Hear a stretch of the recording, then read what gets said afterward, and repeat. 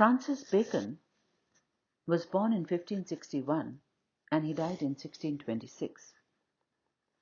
He was a contemporary of Shakespeare. Highly educated, he rose to become the Lord Chancellor of England in the reign of James I. He was accused of taking bribes, fined and imprisoned. He was later pardoned and spent the rest of his life in literary pursuit.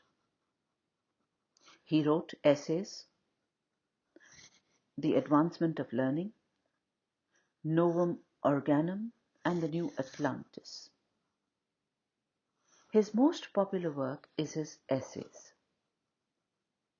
He speaks of his essays as certain brief notes set down rather significantly than curiously, of a kind whereof men shall find much in experience and little in books.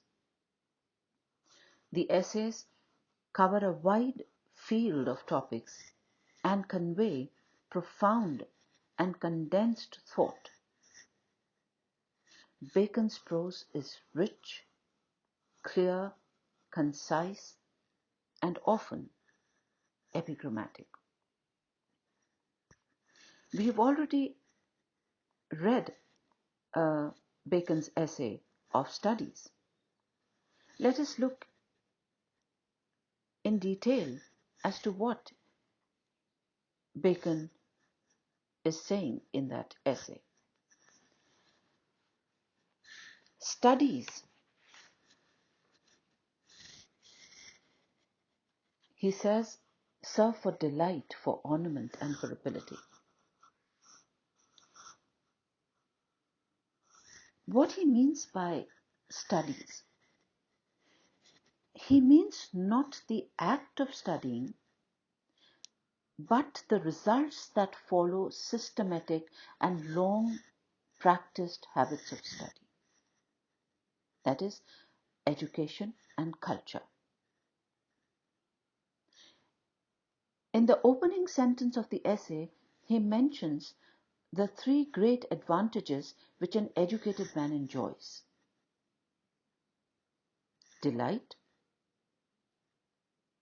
that is, he has always at command enjoyments which the ignorant man is deprived of. Ornament, that is, his mental culture makes him valued in companionship and society. And ability, that is, being an educated man, he is really more able to do the work of life effectively and successfully.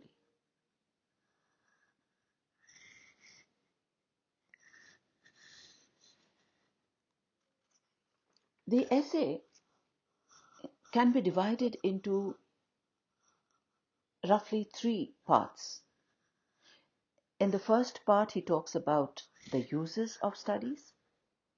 He talks about delight in privacy and retirement, ornament in society, ability in practical business. In the second part, he talks about the abuse of studies. He says spending too much time in them is sloth. A needless display of learning is affectation. Severing them from all practical use is the humor of a scholar. And in the third part, he goes on to talk about the rules for study and says, weigh and consider everything which you read. Distinguish between books that are to be read in parts, tasted, which need to be tasted, then books which that are to be read without much care, that is, which are to be swallowed, books that are to be read entirely and carefully. He says chewed and digested. And then books that are to be read by a deputy who will extract for you what is valuable. Then he goes on to say that make discreet use of the different modes of study. Reading to obtain information, conference to obtain readiness, writing to obtain accuracy. Then he goes on to talk about the value of different studies and says that history fosters wisdom. The study of history fosters wisdom. The study of poetry fosters ready wit.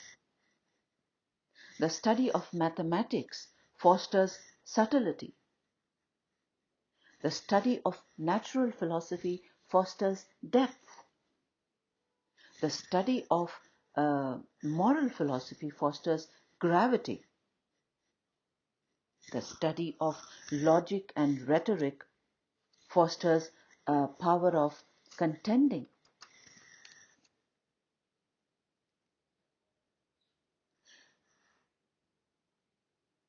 He also tells us that, and very aptly too, that studies cure mental diseases. He asks us to remember that studies cure mental diseases as exercises cure bodily diseases. And he gives examples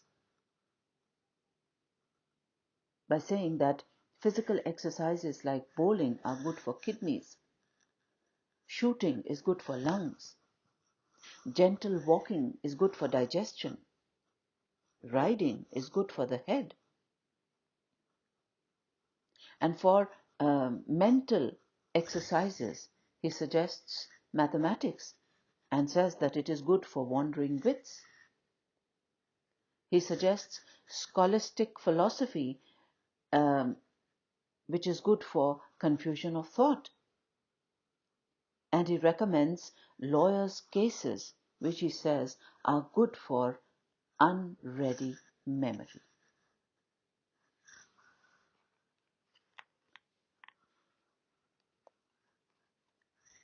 Of Studies is one of Bacon's most popular essays.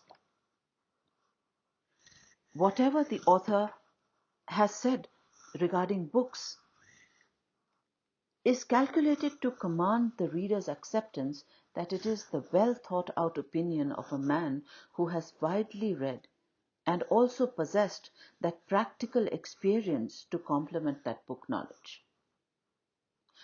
The authoritative manner of the essay is justified in the light of the fact that Bacon was such a learned man.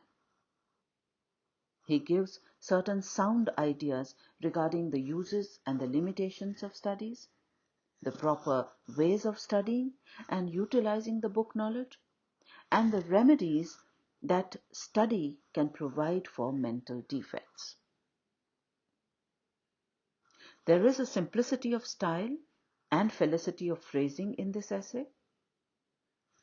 The analogies are frequent and appropriate and enrich the presentation of the argument. The similes are taken from common, everyday, and familiar experiences of life. There are Latin quotations that increase the scholarly quality of the essay. An interesting aspect of the style is the way in which some of the sentences are cast. Many of them have a threefold balance, of which the very first sentence of the essay is an example.